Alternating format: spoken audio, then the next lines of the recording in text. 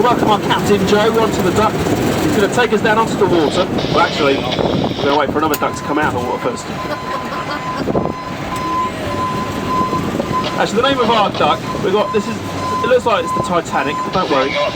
It's Titania. We've got Rosalind here as well. We've got 7 ducks at London Duck Tours. They're all named after female characters from William Shakespeare's plays. And we'll have to give them a quack as we go past as well, won't we? Try that casual. There we go.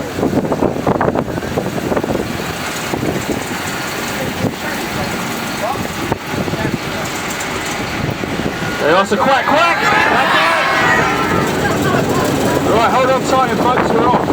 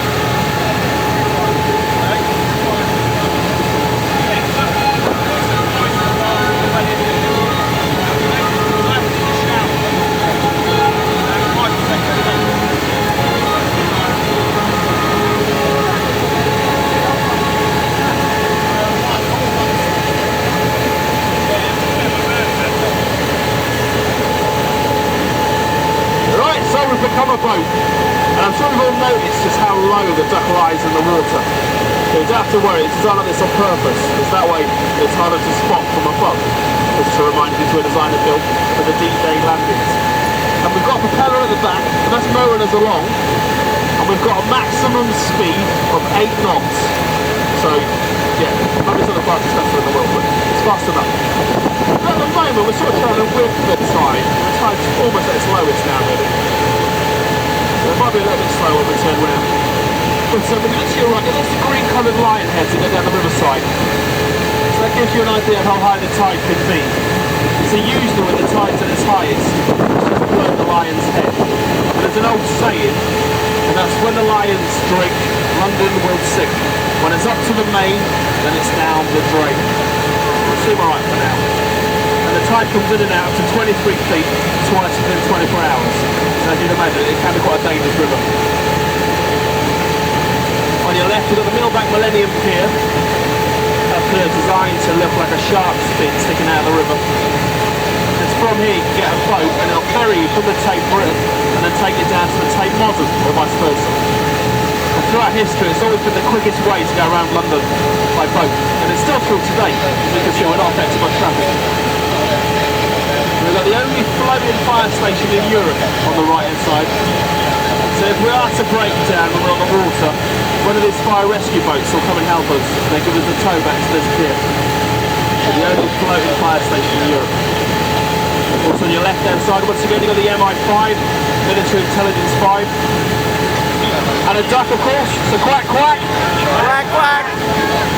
I'm sure many of you watch the BBC programme Spooks, and that's set here in the MI5. It's here where they deal with the internal, the British secretive matters, whereas the MI6 deals with the international, the external secretive affairs. And we're about to head for the Lambeth Bridge. And you'll notice the Lambeth Bridge is painted red, so the colour red represents the House of Lords. So you go to the House of Lords, you've got the red coloured seating. And a bit further down the river we've got Westminster Bridge, and that's painted green, and that represents the House of Commons. Of course, in between the two bridges, you've got the Houses of Parliament. We'll start to get a good view of that now.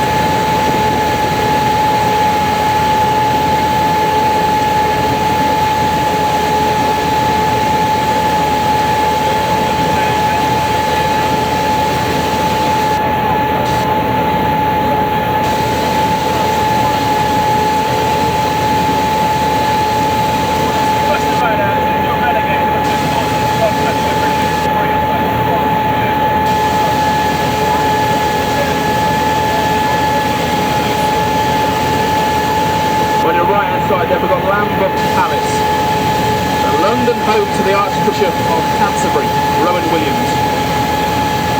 The Lambeth Palace dates back to the year 1440. So to give you an idea of how old it is, it was built before Christopher Columbus sailed to discover the New World.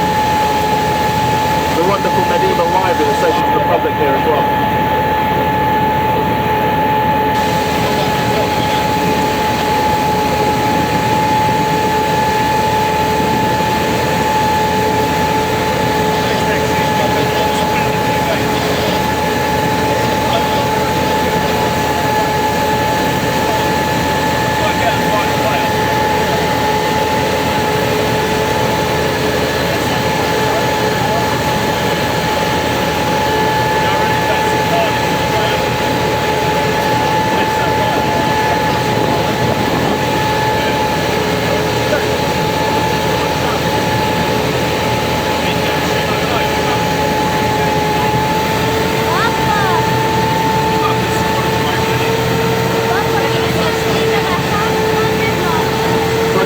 You've got the London Eye, of course. There are 32 pods that surround the London Eye. They represent the 32 boroughs of London. Going back to the Houses of Parliament here, that's the red and the green coloured canopy areas. These are restaurants where the Lords and the MPs entertain their guests. There are actually more than 30 bars inside the Houses of Parliament, but you have to be a Lord or an MP to get inside to order a drink. A pint of beer wouldn't cost you any more than about £2. You do get their alcohol tax-free when inside the Houses of Parliament. You've got the Victoria Tower once again, the widest Gothic tower in the world. And in the Victoria Tower all the bills are kept. The Acts of Parliament. 2 million bills. I've got a little fancy packet of crisps or a chocolate bar.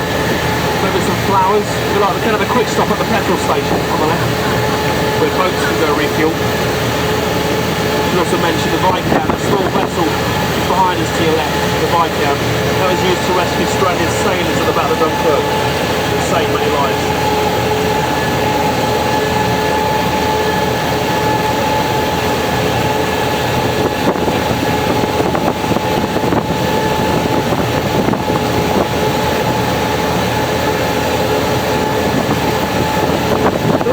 You might know it's the Strata Tower, that tall residential block that we've found in South London, Elephant and Castle. And this part of London to your left, Elephant and Castle, the borough of Lambeth. This is where Charlie Chaplin was born and raised. From the age of 4, Charlie Chaplin was performing in the music hall for Lambeth, because his brother also worked in the music hall business, who used to accompany his mum. And it's right near the Lambeth Walk. Some of you might be familiar with the old music halls up in the Lambeth Walk. Once you're with Lambeth Palace, just to the right of the palace, you start to notice an old church. Look out for the clock tower. And it used to be St Mary of Lambeth Church. It's where William Bligh is buried, Captain Bligh, the commander of the Bounty. And today they use that church as a museum, a garden museum.